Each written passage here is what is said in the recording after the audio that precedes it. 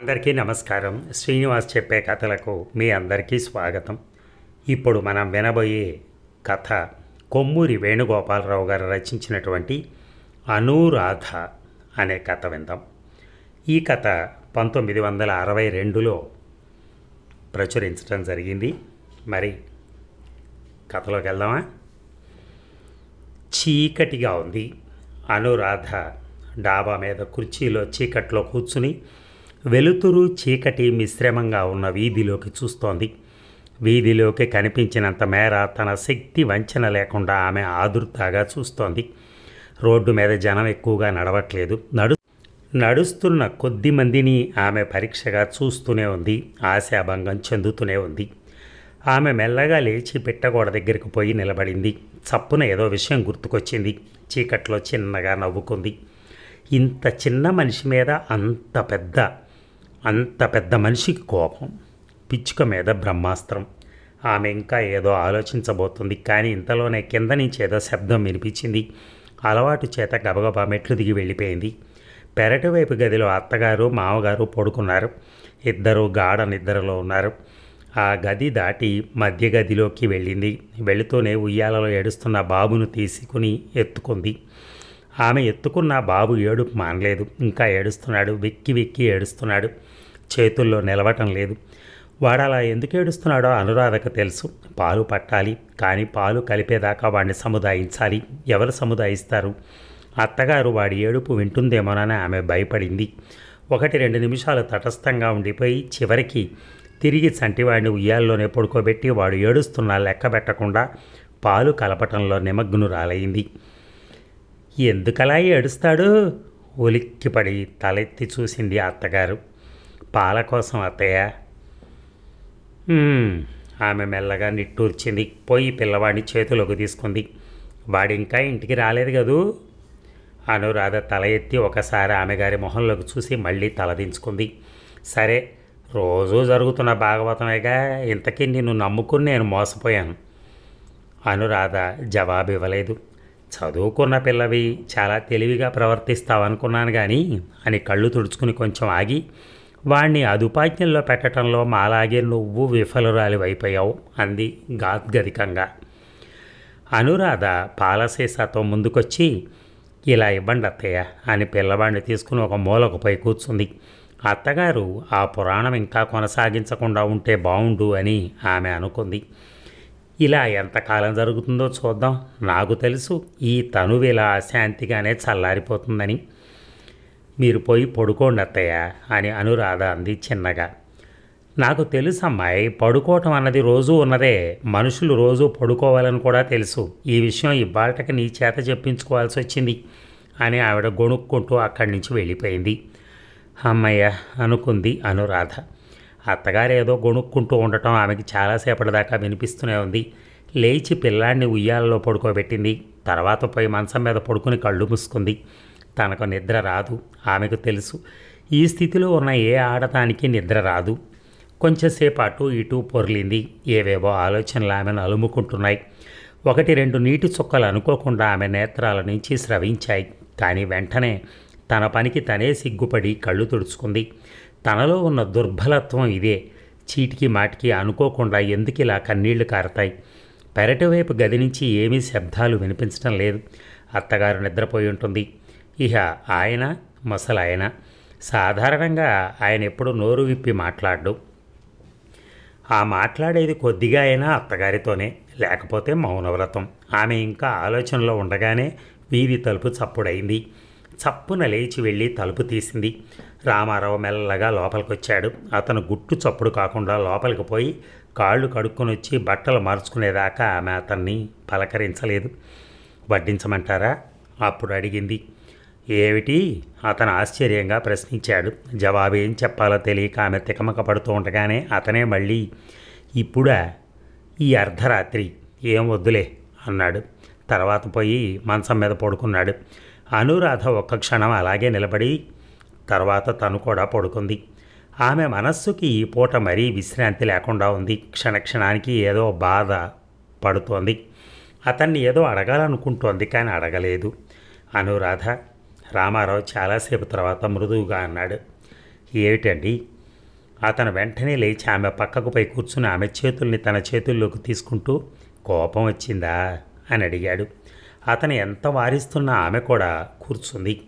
ఎందుకు? నేను మూర్ఖంగా ప్రవర్తించానా? అదేమిటి? నాకు తెలుసను. నువ్వెందుకు ఆశ్చర్యపడతావు? నువ్వు చెప్పిన విషయం నేను ఎందులోనూ కాదనలేదు. కానీ ఇందులో నువ్వు నన్ను నిర్బంధించకూడదు. నేను మూర్ఖుణ్ణి అనుకో, క్రూరుణ్ణి అనుకో, ఏది ఏమైనా నా నిశ్చయం మట్టుకు మారదు. అనురాధ ఒక్క నిమిషం మాట్లాడలేదు.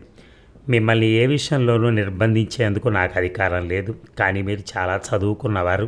ఆ చంటి వెధవ చేసిన పొరపాటు ఇందులో ఏమీ లేదు. వాడి మీద మీకు ఎందుకంత కసి అని అడిగింది. తర్వాత రామారావు ఆమె వంక జవాబు చెప్పకుండా చూసి ఊరుకున్నాడు. తిరిగి ఆమె అంది, నాకు తెలుసు ఈ ప్రసక్తి తీసుకొస్తే మీకు ఎంతో కష్టం కలుగుతుందని. ఇలా మాట్లాడుతున్నానని ఏమనుకోకండి. నేను మీకు ఇక కష్టం కలిగించను. ఈ విషయం మీద మన ఇద్దరి మధ్య సంభాషణలు జరగటం కూడా ఇదే ఆఖరి రోజు. కానీ ఈ ఆఖరి రోజున మిమ్మల్ని హృదయపూర్వకంగా వేడుకుంటున్నాను. మీ మనస్సు మార్చుకోరా? అతన్ని నిట్టూర్చి, నా మనస్సును అదుపాజ్ఞలలో పెట్టుకునే శక్తే నాకుంటే నువ్వు చెప్పింది పాటించేవాడిని అన్నాడు. కొంచెంసేపు ఊరుకుని ఆమె, అయితే నేను పూర్తిగా పరాజయం పొందాను అంది చాలా కష్టం మీద మాట పెగుల్చుకుంటూ. ఇక అతను ఆశ్చర్యంగా భార్య వైపు చూసి, నువ్వెందుకు పరాజయం పొందావు? నన్ను పెళ్లి చేసుకోవటంలో ప్రధాన ఉద్దేశం అది కాదుగా అన్నాడు. కాకపోవచ్చు, కానీ కాపురానికంటూ ఈ ఇంట్లో అడుగుపెట్టాక మీ పెద్దవాళ్ళు నాకు నియమించిన పని అదే. మామగారు చూపులతో నన్ను కల్లోలపరిచారు. అత్తగారు చాటుకు తీసుకెళ్లి కన్నీళ్లతో నన్నెంతో ప్రాధేయపడ్డారు. అప్పట్లో ఈ చిన్న విషయాన్ని అంత కష్టసాధ్యమైనదిగా నేను పరిగణించలేదని గాద్గదికంగాని, పోనీయండి, ఈ చిన్న విషయాన్ని గురించి మీతో చాలా రోజులు వాగ్వివాదాలు పెట్టుకున్నాను. మిమ్మల్ని ప్రాధేయపడ్డాను, మీతో దెబ్బలాడాను. కానీ నేను సాధించగలిగింది ఏమిటి? ఏమీ లేదు. ఏమీ లేని దానికి మీకు బాధ కలిగిస్తూ ఉండటం దేనికి? రేపటి నుంచి కనీసం మిమ్మల్నైనా సంతోషపరుస్తాను అంది. నిన్నిలా బాధ పెట్టడం నాకు ఏదో చెప్పరాని ఇదిగా ఉంది. కానీ నీ ఓటమి నాకు ఏమాత్రం కూడా సంతోషం కలగజేయదని గ్రహించవా నువ్వు? అనురాధ కన్నీళ్లతో, గ్రహించాను. ఏం చేస్తే మీకు సంతోషం కలుగుతుందో గ్రహించలేకపోవటం మాత్రం నా దురదృష్టం అంది. అతను కొంచెం ఆలోచించి, నువ్వన్నట్టు రేపటి నుంచి అలా ప్రవర్తిస్తే చాలా శాంతికరమైన వాతావరణం మన ఇంట్లో సృష్టించవచ్చునేమో అన్నాడు. ఆమె దీనికి ఏమీ జవాబు ఇవ్వలేదు. కానీ ఒక విషయం చెల్లిస్తానని మీరు నాకు మాట ఇవ్వండి అంది. ఏమిటి? నేను చాలా చిక్కుల్లో ఇరుక్కున్నానన్న విషయం మీకు తెలిసిందే. వాడిని చూడటానికి కూడా మీరు ఇష్టపడరు. వాడు పుట్టాక ఇంతవరకు వాడి మొహం కూడా చూడలేదు మీరు. అది వాడి దురదృష్టం. ఆ విషయం అలా ఉంచండి. కానీ మీ పనులకేమీ అభ్యంతరం కలగకుండా, మాకేమాత్రం కష్టం కలగకుండా బాబుగాడిని కూడా సంరక్షణ చేస్తూ ఉంటాను. ఈ భారం కేవలం అత్తగారి మీదే నేను ఉంచలేను. ఇది మీకు ఇష్టమేగా? అతను నిట్టూర్చి, అలాగే చెయ్యి అన్నాడు. అనురాధ అంది, ఈ రాత్రి మనకింత ప్రశాంతంగా గడుస్తుంది అనుకోలేదండి. రోజు కన్నా ఈరోజు మీకు మరీ బాధ కలిగించాను. చిరాకు పడి మీరు వెళ్ళిపోయారు. కానీ మళ్ళీ ఇప్పుడు ఇలా చాలాసేపటి దాకా ఇద్దరూ మాట్లాడుకోలేదు. బహుశా ఏం మాట్లాడుకోవాలో కూడా ఇద్దరికి తెలిసి ఉండకపోవచ్చు. ఇక నిద్రపోదాం అంటూ లేచాడు రామారావు. మంచం మీదకు పోయి పడుకున్నాడు. చాలా నిమిషాలు నిశ్శబ్దంగా గడిచాయి. అనురాధ అని పిలిచాడు మెల్లగా. ఏమిటండి, ఇంకా నిద్రపోలేదా? ఏమీ లేదు, మనం చాలా మనస్ఫూర్తిగా మాట్లాడుకున్నాం కాబట్టి ఏమిటో నా హృదయం అంతా విప్పి చెప్పాలనిపిస్తోంది. ఒకానొకనాడు నా జీవితం చాలా ఆనందమయంగా గడిచింది. ఉషతో స్వర్గతుల్యంగా రోజులు గడిపాను. కానీ అలా ఎక్కువ రోజులు గడపకుండానే ఈ దౌర్భాగ్యుణ్ణి నాకు వదిలేసి ఉష నన్ను వదిలి వెళ్ళిపోయింది. ఆ తర్వాత చాలా రోజులు ఎంత బాధ అనుభవించాననుకున్నావు? మాటల్లో చెప్పలేను. జీవితం మీద విరక్తి పుట్టింది. ఎంతో పిచ్చిగా తిరిగేవాడిని. తర్వాత నువ్వు నచ్చావు, నువ్వు వచ్చావు. ఉన్న విషయం చెప్తున్నాను. వెనకటి జీవితం మళ్ళీ అనుభవిస్తున్నాను అంటే ఒప్పుకోను. కానీ నాకు మళ్ళీ జీవించడం నేర్పింది మాత్రం నువ్వే. కొన్ని అఘాతాలు ఏర్పడినా సుఖాన్ని సంతోషాన్ని పొందవచ్చని నిరూపించింది కూడా నువ్వే. ఇలాగే ఎప్పుడూ ఉండేటట్టు చేయవా? ఇవాళ చెప్పిన మాటలు ఎప్పటికీ మర్చిపోకుండా ఉండవా? నాలో ఉన్నది బయటికి వెళ్ళగెక్కేశాను. అంతే, పడుకో. ఇక నిద్రపో అంటూ అతను ఒకవైపు తిరిగి పడుకున్నాడు. ఇక మధ్యాహ్నం 2 గంటలైంది. అప్పుడే ఒక స్నేహితురాలికి ఉత్తరాన్ని రాసి ముగించి అనురాధ ఆలోచిస్తూ కూర్చుంది. తను పూర్తి చేసిన ఉత్తరం ఒకసారి చదువుకోవాలని ఆమెకు అనిపించింది. లీలా, మనమిద్దరం కలుసుకుని చాలా రోజులైంది. ఈ మధ్య నీ దగ్గర నుంచి ఉత్తరాలు కూడా రావటం లేదు. ఆడదానికి చదువుకునే రోజుల్లోనే స్నేహితులు, స్నేహమును. వెనకటికి మా అక్కయ్యను చూసి ఎంతసేపు సంసార గొడవలేనా, ఒక స్నేహితులు అది లేకుండా అని అనుకునేదాన్ని. కానీ ఇప్పుడు నేను మా అక్కయ్యలాగే తయారయ్యాను. తప్పనిసరి.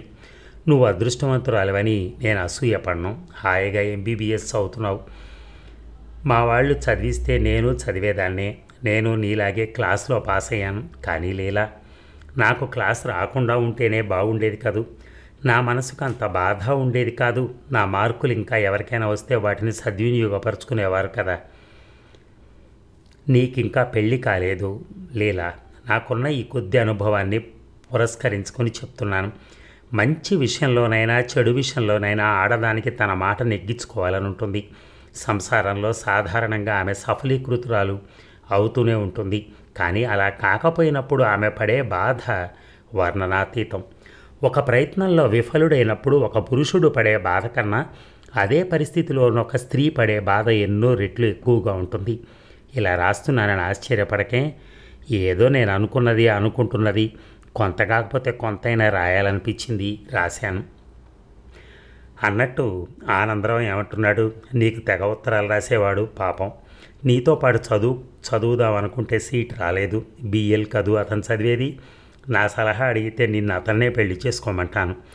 ఇంకేం రాయను, బాగా చదువు, సెలవు, నీ అనురాధ. ఉత్తరాన్ని కవర్లో పెట్టి అంటించి అడ్రస్ రాసింది. ఉబుసు పోకకి పక్కనున్న ఒక నవలను తిరగవేయసాగింది. కానీ ఆమె మనస్సు నవల మీద లగ్నం కాలేదు. అలా అని తను రాసిన ఉత్తరం మీద కూడా లగ్నం అవ్వలేదు. లీల చదువుకుంటోంది. పెద్ద చదువు చదువుతోంది. కొన్ని సంవత్సరాలు పోతే ప్రాక్టీస్ పెడుతుంది. ఈలోగానో తర్వాత ఆమె పెళ్లి చేసుకుంటుంది. తనకు తెలుసు పెళ్లి వద్దనే స్వభావం కలది కాదు ఆమె. ఒక్క లీల ఏమిటి, ఏ ఆడద కూడా బుద్ధిపూర్వకంగా పెళ్ళొద్దో అని అందో చేసుకుంటుంది. అప్పుడు వారికి కూడా నేను ఎదుర్కొన్న సమస్య లాంటివి ఎదురవుతుందా? ఎందుకు అవుతుంది? లీల రెండో పెళ్లి భర్తను ఎందుకు చేసుకుంటుంది? చేసుకోదు. కానీ అంత మాత్రం చేత ఆమెకి ఏ సమస్యలు లేకుండా ఎలా ఉంటాయి? భర్త తిరుగుబోతు కావచ్చు, చెడ్డవాడు కావచ్చు, మరీ మంచివాడు కావచ్చు, ఆమెను ఎక్కడికి కదలనీయకుండా ఎప్పుడూ ఎదురుగుండా ఉంటూ అతిగా ప్రేమ ప్రదర్శించేవాడు కావచ్చు, అమాయకుడు కావచ్చు, తెలివి తక్కువ వాడు కావచ్చు, ఎక్కువ తెలివిగలవాడు కావచ్చు. ఇన్నిట్లో ఏదైనా చిక్కే కదా. అతని స్వభావాన్ని అర్థం చేసుకోకుండా అతనితో సంసారం చేయటం కష్టమైన విషయమే కదా. ఓవేళ లీలను ఆనందరావే చేసుకోవచ్చు. అప్పుడు కూడా అవస్థే. అతి ప్రేమ ప్రదర్శించే వాళ్ళ లెక్క కిందకు వస్తాడు ఆనందరావు. ఇక అతనికి దానికి ఇద్దరికీ ప్రాక్టీస్ నిల్. తన ఊహలకు నవ్వొచ్చింది అనురాధకి. కానీ ఆ ఊహలలోంచి పూర్తిగా బయటపడకముందే ఆమెకు భర్త విషయం గుర్తుకొచ్చింది. ఆయన ఏ విషయంలో మంచివాడు కారు. తనని ఏ విషయంలో కష్టపెడుతున్నారు, దేంట్లో తన ఒత్తిడి చేస్తున్నారు తనని. ఎటొచ్చి ఆయనకు తనకు పేచి వచ్చే విషయం వల్ల ఒక్కటే, అదే బాబుగాడి విషయం. తన పరాజయంతో ఆ పేచి కూడా పరిష్కారం అయిపోయింది. తనకు బాధ, అసంతృప్తి మిగిలితే అది వేరే విషయం. ఎందుకో ఆమెకు జరిగిపోయిన కొన్ని విషయాలు జ్ఞప్తికి తెచ్చుకోబుద్ధి అయింది. ఆ రోజు బాగా జ్ఞాపకం ఉంది. ఆయన తనను చూడటానికి వచ్చిన రోజు. తనని ఆయన గారు చూడటం వదిలిపెట్టి ఆయన్నే తను చూడటం మొదలెట్టింది. ఏదో బాధ ప్రస్ఫుటమవుతున్న ఆ చూపులు, ప్రశాంతంగా ఉన్న ఆ మొహం, వేదాంతిలా ఉన్న ఆయన భంగిమ, ఇవన్నీ తనను ఆకర్షించాయి. వీటన్నిటికీ మించి వారి అందం. అందుకే తను రెండో పెళ్ళి అని కూడా చూడకుండా, మీ అత్తగారు ఉన్నారా అమ్మాయి? ఆవరించిన ఆలోచనల తాలూకా సిగ్గు తెరలు ముఖమంతా కమ్మి, చెక్కిళ్లను ఎర్రబరిచి, మనసంతా కితకితలు పెట్టి, మేనంతా గగురు పొడిచి, ఇంకా ఇలాంటి ఏదో అనుభూతుల్లో ఉన్న అనురాధకు ఈ ప్రశ్న వెంటనే వినిపించలేదు. కానీ వెంటనే తెలివి తెచ్చుకుని చప్పును లేచి నిలబడి, ఏమిటండి అని అడిగింది. ఎదురుగా నిలబడి ఉన్న ఎదురింటి కాంతమ్మ గారు, మీ అత్తగారు ఏం చేస్తున్నారని అడుగుతున్నా అంది జమాయించి. లోపలున్నారండి అని జవాబిచ్చింది అనురాధ సన్నటి స్వరంతో. సడేలే అంటూ ఆవిడ విసవిస లోపలికి నడిచిపోయింది. అనురాధ మళ్ళీ కూర్చుంది. కూర్చోమ్మా అంది లోపల నుంచి అత్తగారు కాంతమ్మగారిని ఉద్దేశించి. ఏమిటండి విశేషాలు అంటుంది కాంతమ్మగారు. కొంతసేపు ఏదో మామూలు విషయాల మీద సంభాషణ సాగిపోయింది. కోడలే ఏమంటుంది అంది హఠాత్తుగా కాంతమ్మగారు. ఏమంటుంది, అందరి కోడళ్ళకు మళ్ళీ కాదు మా అనురాధ. మా ఇంట్లో జరిగే తతంగం అంతా మా ఇంట్లో ఉండిపోవాల్సిందే, అవన్నీ దాని మనసులో ఇముడ్చుకోవాల్సిందే. నోరు జారి బయటపడటం నేను వినలేదు. అది సరేనండి, కానీ కొడుక్కి రెండో పెళ్లి చేయటంలో మీ ఉద్దేశం వేరు కదా, అది ఎంతవరకు ఫలించినట్టు? అది మట్టుకు ఏమిస్తుంది, ఏం చేస్తుంది, వాడిది రాతి గుండె అయినప్పుడు. మీరు చాలా వెర్రివారండి లక్ష్మమ్మ గారు. ఏ, మీ కోడలు మంచిదే అనుకోండి, ఎంత మంచి ఆడదైనా తన సవతి కొడుకు మీద తండ్రికి అసహ్యం కలిగేటట్టు చేస్తుంది, కానీ అనురాగం పుట్టేటట్టు చేస్తుందంటారా? అత్తగారు కొంచెం ఊరుకుని, నేను నమ్మలేను కాంతమ్మగారు, ఈ వృద్ధాప్యంలో అబద్ధం ఎందుకు ఆడాలి, అది అటువంటి అభిప్రాయం కలిగి ఉన్నట్టు నాకేం అనుమానం కలగలేదు అంది. కాంతమ్మగారు ముసిముసి నవ్వులు నవ్వి, అందుకే లోకం మిమ్మల్ని అమాయకురాలు అంటోంది. భార్యాభర్తలు తల్లి ముందు మాట్లాడుకున్న నిజాలా అవన్నీ? విడిగా ఏమేం మాట్లాడుకుంటారో, ఏ తతంగాలు చేస్తారో మీకేం తెలుసు అంది. మీకు మట్టికి ఏం తెలుసు అని అడగలేదు లక్ష్మమ్మ గారు. ఇలా కొంతసేపు సంభాషణ జరిగాక, పెడతానండి, నేను ఇలా అంటంలో వేరే ఉద్దేశం ఏం లేదు, పరిస్థితులు విషమిస్తే మీకే ప్రమాదం, కోడల మీద ఒక కన్నేసించమని అంటూ బయటకొచ్చి అనురాధని, కులాసాగా ఉన్నావా అమ్మాయి అని ఒకసారి పలకరించి మరీ వెళ్ళిపోయింది. ఇందాకటి నుంచి ఆ సంభాషణ అంతా అనురాధ వింటూనే ఉంది. అప్రయత్నంగా ఆమె నేత్రాల నుంచి అశ్రువులు జలజలమని రాలాయి. ఈ విషయంలో తప్పెవరదో తనకు తెలియదు, ఆలోచించలేదు. కానీ కాంతమ్మగారు అలా అంటంలో, అనుకోకపోవటంలో అర్థం లేకపోలేదు. కాంతమ్మగారికే కాదు, తన కుటుంబ విషయం తెలిసిన వారందరికీ కూడా అలాగే అనిపిస్తుంది. తనను గురించి బయట వాళ్ళు ఏమనుకుంటున్నది ఆమెకు తెలియకపోలేదు. జ్వరంతో ఉన్న మామగారు లోపలి గదిలోంచి మూలగటం మొదలెట్టారు. విషయం ఏమిటో కనుక్కుందామని ఆమె లేచి వెళ్ళబోయింది. కానీ ఇంతలోనే ఇటువైపు గదిలోంచి చంటివాడి ఏడుపు వినిపించింది. ఒక్క క్షణం తటస్థంగా నిలబడిపోయి తీసుకుని చంటివాడిని సముదాయించడానికి వెళ్ళిపోయింది అనురాధ. ఇక సాయంత్రం రామారావు ఆఫీస్ నుంచి రాగానే అనురాధ బాబుకు పాలు పడుతోంది. రామారావు మొహం పక్కకు తిప్పుకుని అటువైపు చూడకుండా లోపలికి వెళ్ళిపోయాడు. అనురాధ చప్పున పాలు పట్టడం ముగించి పక్క గదిలోకి పోయి పిల్లవాడిని పడుకోబెట్టి భర్త వద్దకు వచ్చింది. అతను కాఫీ త్రాగుతూ ఆమె వంక చూసి, అలా ఉన్నావే అను అని అడిగాడు. ఎలా ఉన్నాను? ఏదో మగతగా కనిపిస్తూ ఉంటే. బాగానే ఉన్నాను అని మొహం పక్కకు తిప్పుకుంది. కొన్ని క్షణాలు భారంగా గడిచాక అను పిలుపు వినిపించింది ఆమెకి సానునయంగా. అతని కళ్ళల్లోకి చూస్తూ, ఏమిటండి అని ప్రశ్నించింది. ఈవేళ సినిమాకి వెళ్దామా? అతను ఆమె నుంచి దృష్టి మరల్చట్లేదు, అలాగే చూస్తున్నాడు. ఆమె ముఖంలో భావాలు ఏమాత్రం మారకూడదు, అలా ఏమాత్రం జరిగినా అతను పసికట్టి వేయగలుగుతాడు. ఈ విషయం గ్రహించి ఆమె చాలా చిక్కుల్లో ఉన్నట్టుగా బాధపడింది. అలాగే అంది ఎంతో కష్టంగా. అయితే రెడీ అవ్వు. లోపలికి వెళ్ళిపోయింది. అలా వెళ్ళిపోవటం ఎంతో ఇష్టమైనట్టుగా. ప్రక్క గదిలోంచి ముసలాయన మూలుగుతున్నాడు. అవతల బాబు నిద్రపోతున్న విషయం గుర్తుకొచ్చింది. వాడు ఏ క్షణంలోనైనా లేచి ఏడుపు లంకించుకోవచ్చు. అక్కడే నిలబడి ఒక క్షణం సేపు ఆలోచించింది. ఏమైనా సరే ఆయనతో సినిమాకి వెళ్ళవలసిందే, ఎన్ని ప్రతిబంధకాలు వచ్చినా మానకూడదు. అందులో ఇవాళ ఈరోజు వాతావరణం, ఆయన అలా అడగటం అన్నీ ప్రత్యేకంగా కనిపించాయి. తను నిరాకరించలేదు. ఆమె వెళ్ళి మొహం రుద్దుకుని వస్తుంటే అత్తగారు గ్రహించినట్టుంది. ఎక్కడికి అని అడిగింది. అనురాధ తల ఉంచుకుని, సినిమాకి అత్తయ్య అంది. ఆవిడ తల ప్రక్కకు తిప్పుకుని అంది. అలా అంటంలో అనురాధకి ఎన్నో ధ్వనులు, ఎన్నో అర్థాలు స్ఫురించాయి. అక్కడ ఎక్కువసేపు నిలబడలేక భర్త ఉన్న గదిలోకి వచ్చింది. పరీక్షలనేవి మగవాళ్ళ కంటే ఆడవాళ్ళకి ఎక్కువ తటస్థపడతాయి. అందులోనూ విచిత్రం ఏమిటంటే, ఈ పని ఇప్పుడు జరగకపోతే బాగుండు అని ఎప్పుడైతే అనుకుంటారో అప్పుడే ఆ పని జరిగి తీరుతుంది.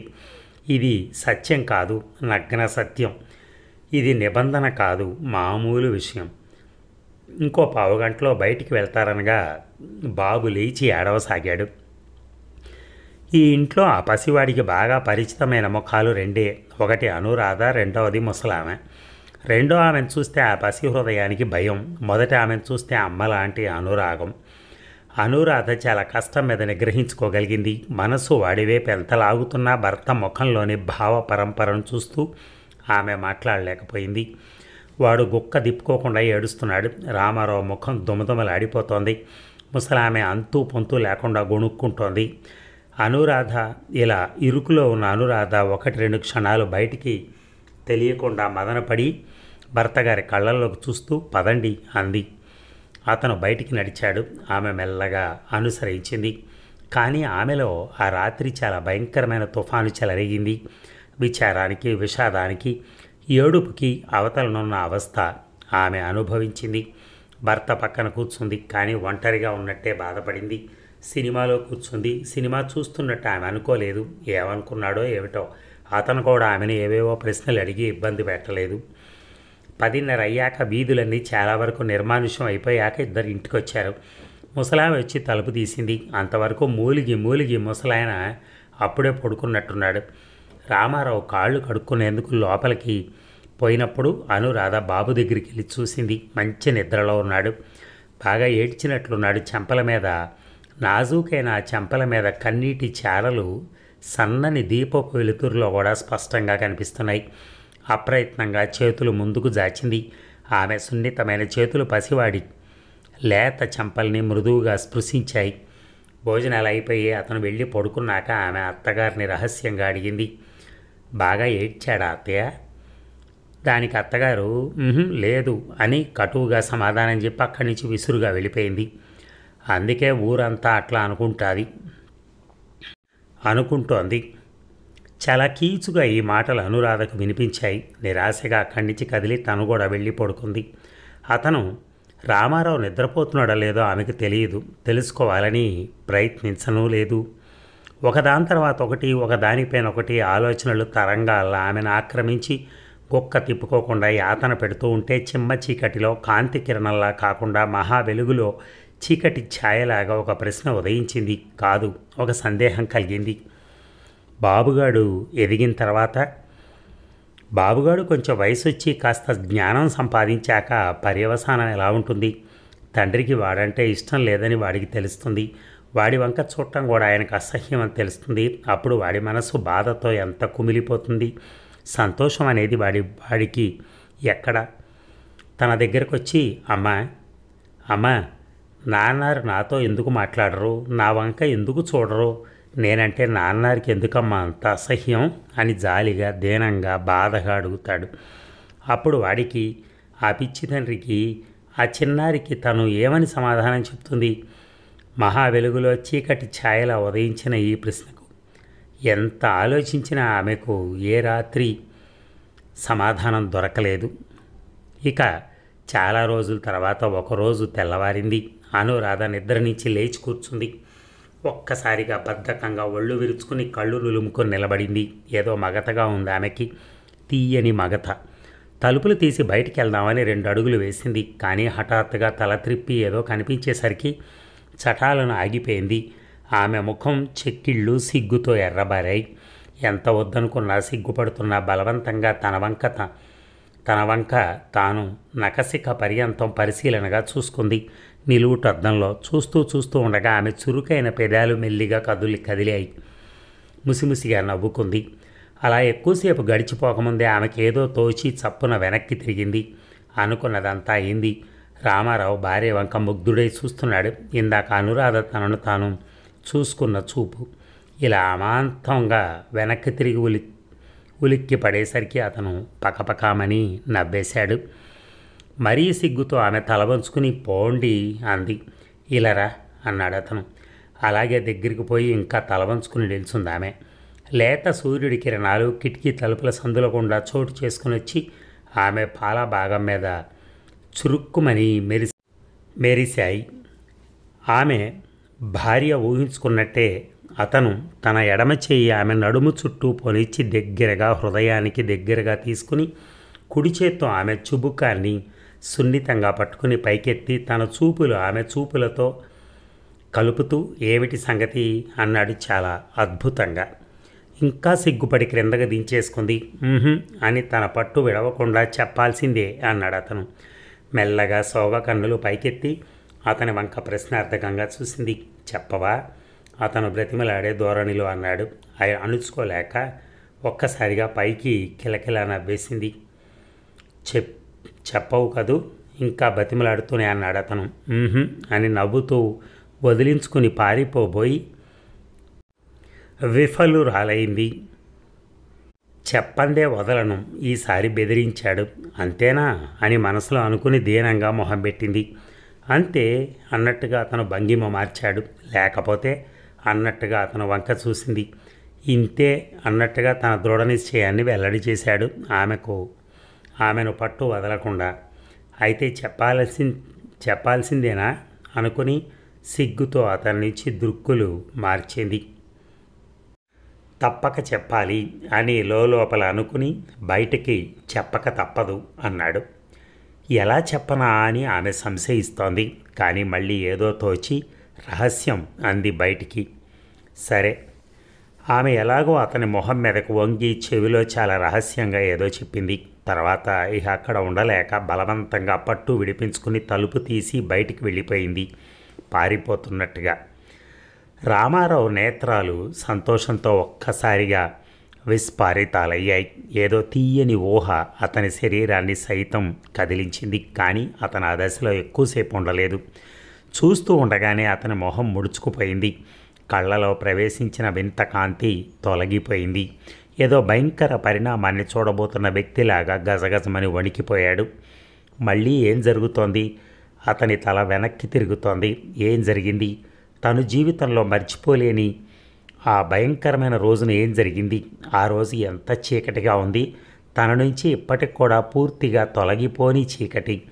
వెనక జరిగిపోయినవన్నీ ఇప్పుడు జరుగుతున్నట్టే కనపడుతున్నాయి.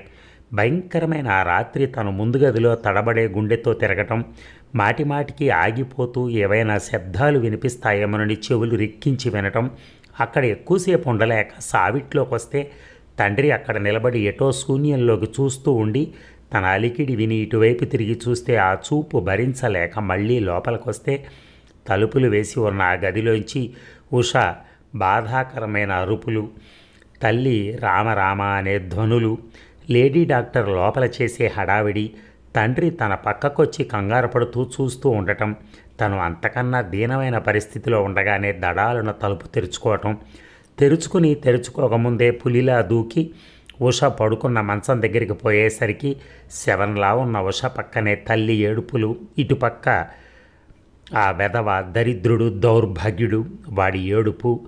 ఉషా అని పెద్ద ఏడుపుతో ఆమె మీద వాలిపోబోతుంటే తండ్రి బలమైన చెయ్యి తనను గట్టిగా పట్టుకుని బయటికి లాక్కుని వెళ్తుంటే అబ్బా అనుకున్నాడు రామారావు బాధగా.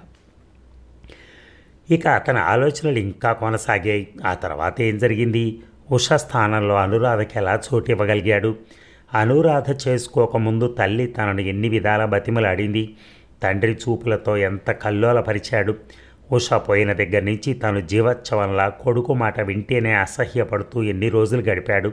ఆ రోజుల్లో తను ఆలోచనలు ఎంత వెర్రిగా సాగాయి. తన ప్రవర్తనకు విసిగిపోయి తల్లి ఎన్ని దుర్భాషలాడింది. తనెంతో తీవ్రంగా ఆలోచిస్తూ ఏదో గుర్తుకొచ్చేసరికల్లా అమాంతంగా లేచి నిలబడి క్రోధంతో పెడికిలి బిగించి వాణ్ణి ఆ వెధవని చంపేస్తానని అనటం, అదంతా ఏమిటి?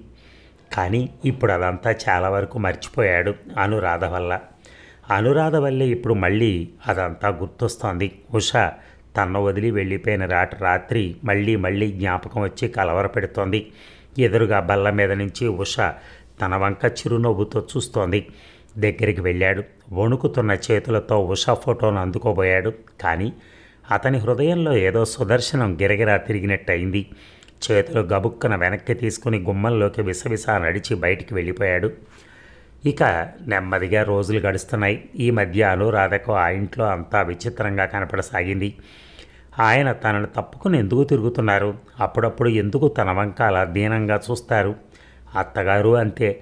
తను కాపురానికి వచ్చిన తర్వాత చాలా కొద్ది రోజుల్లోనే ఆవిడ గారి స్వభావాన్ని బాగా అర్థం చేసుకుంది. ఎవరెవరో చెప్పిన మాటల వల్ల తాత్కాలికంగా ఉద్రేకపడినా తనంటే ఆమె ఎల్లప్పుడూ ఏవగించుకోలేదు.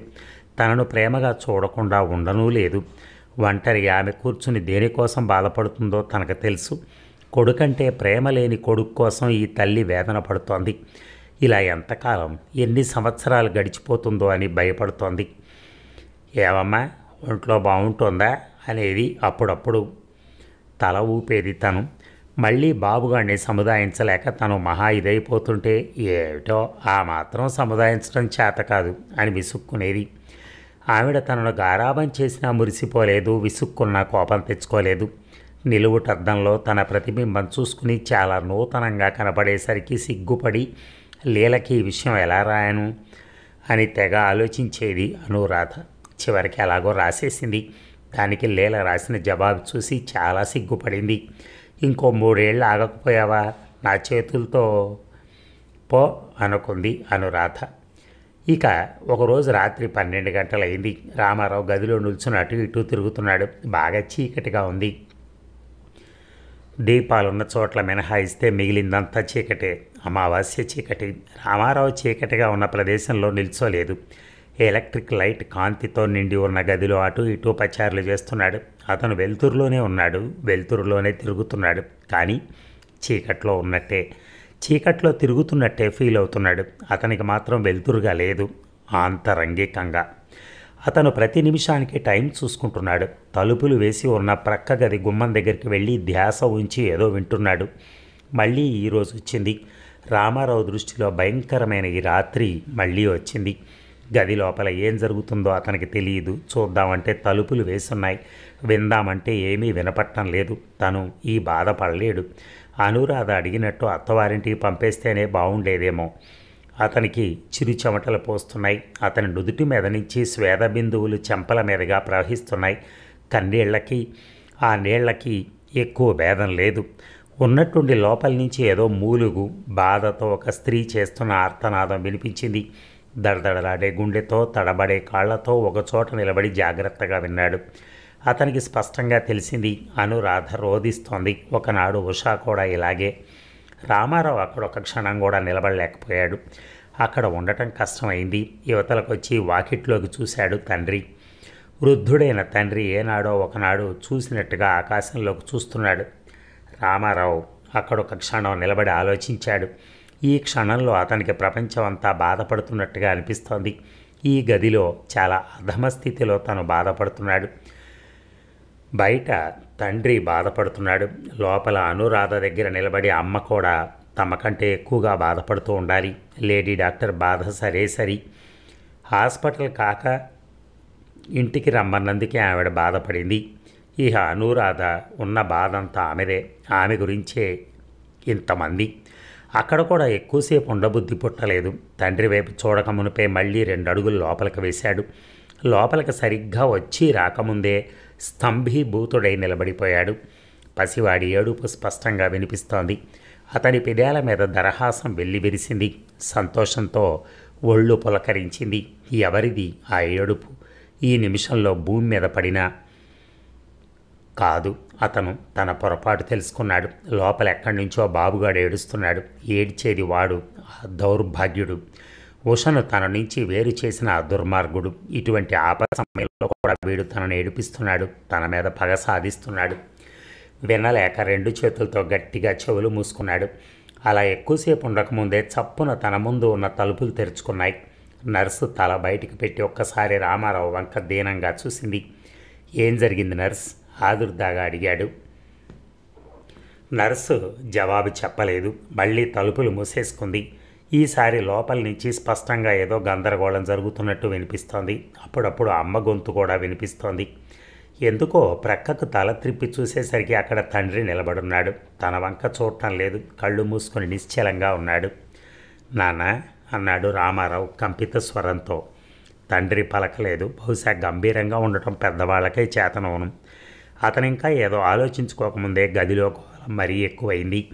రామారావు ఇక ఉద్వేగం అణుచుకోలేకపోయాడు. ఒక్క దూకులో అనురాధ సమక్షంలోకి పోయి పడాలని భావించాడు. కానీ తలుపులు చప్పున తెరుచుకున్నాయి. ఇంతకుముందు అనుకున్నట్టే రామారావు ఒక్క దూకుడుతో భార్య సమక్షంలోకి పోయాడు. వేరే ఎవరు ఏమి చేస్తున్నది అతను గమనించలేదు. సరాసరిపోయి ఆమెను తాకుతూ కూర్చున్నాడు. అతని కళ్ళల్లోంచి నీళ్లు జలజలమని రాలుతున్నాయి. అనురాధ కళ్ళు మూసుకుని నిశ్చింతగా నిర్మలంగా పడుకొనుంది.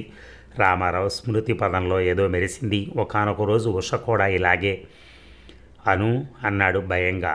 అనురాధ నెమ్మదిగా కళ్ళు విప్పింది. రామారావు ఆశ్చర్యంగా ఆమె వంక చూస్తున్నాడు. అతనికి ఆశ్చర్యం ఇంకా సంభ్రమంలోకి మారలేదు. అను అన్నాడు మళ్ళీ. అనురాధ అతని వంక అలాగే చూసి మెల్లగా నవ్వింది నీరసంగా. నువ్వు బ్రతికావా అను? రామారావు మాటలు తడబడసాగాయి. అనురాధ చురుకైన పెదాల మీద అవతరించిన చిరునవ్వు మాయమైంది. కష్టంగా, దీనంగా, బాధగా పక్కకు చూసింది అతి ప్రయత్నం మీద. ఆమె ఎటువైపు చూస్తుందో గ్రహించి రామారావు కూడా అటే చూశాడు. అతని కళ్ళు తిరిగాయి. కొన్ని నిమిషాలైనా వయసు లేని చిట్టి పాపాయి భయంకరమైన చావుకి ఆహుతై వికృతంగా పడున్నాడు. అబ్బా అని అతను భయంతో కళ్ళు మూసుకున్నాడు. కానీ 1-2 క్షణాలైనా గడవకముందే ఏదో స్ఫురించి కళ్ళు తెరిచిన రామారావు ముఖం మరీ వికృతంగా మారిపోయింది. అనురాధ వంక సూటిగా చూశాడు. తన వంక దీనంగా చూస్తోంది. భయం లేకుండా చిట్టి పాపాయి వంక చూశాడు. తన వంక చూడలేదు. వైపు కాదు, అనురాధ వైపు చూశాడు. చలనరహితంగా తన వంక చూస్తోంది. చప్పున బాబుగాడి వంక, చిట్టి పాపాయి వంక చూశాడు. చనిపోయి పడి ఉన్నాడు. వెర్రివాడిలా అలా ఇద్దరి వంక చూస్తూ ఉండగానే అతనిలో అచంచలమైన భావతరంగాలు చెలరేగి ఊపిరాడనీయకుండా చేశాయి. చివరికి ఆ భావతరంగాలు ఒక పరిధిని చేరుకునేసరికి చెళ్ళుమని అతని శరీరం మీద, మనసు మీద కూడా ఎవరో అజ్ఞాత వ్యక్తి చరిచినట్లయింది.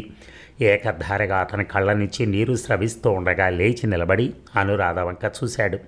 ఆమె పెదాలు అతి కష్టం మీద కదులుతున్నాయి. ఏదో అనాలని ప్రయత్నిస్తోంది. బాబు అతను ఇంకా వినిపించుకోలేదు. బాబూ అని కెవ్వున అరిచి రివ్వుమని అక్కడి నుంచి వెళ్ళిపోయాడు.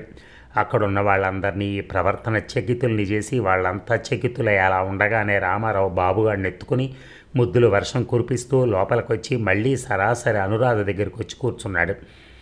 ఈ దృశ్యం చూస్తున్న అనురాధ కళ్ళల్లో ఆనందం మెరిసిపోయింది. నువ్వే జయించావను, పరాజయం నాదే అన్నాడు రామారావు హాయిగా. వెనక నుంచి 2 ముసలి హృదయాల్లో సంతోషం వికసించింది. కానీ అనురాధ మెరిసిపోయిన కళ్ళు, ఆమె పెదాల మీద చిరునవ్వు అదంతా క్షణంలో మాయమైపోయింది. చూస్తూ ఉండగానే ఆమె మొహం నల్లబడిపోయింది. జయం నాదా? ఆమె ప్రశ్నించుకుంది. ఏం చేసింది? తను ఏం చేయగలిగింది? ఈ ఘనత తనది మాత్రం కాదు. ఆమె దీర్ఘంగా నిట్టూర్చింది. అతి కష్టం మీద పెదాలు విప్పి, కాదు, పరాజయం నాదే అంది. అదండి కథ. అనురాధ అనే కథ. మరి ఈ కథ ఆయన రెండో పెళ్లి చేసుకున్న తర్వాత జరిగినటువంటి కొన్ని వ్యవహారాలు ఇవన్నీ ఉన్నాయి దాంట్లో. ఏది ఏమైనా థ్యాంక్ యూ వెరీ మచ్. ధన్యవాదాలు.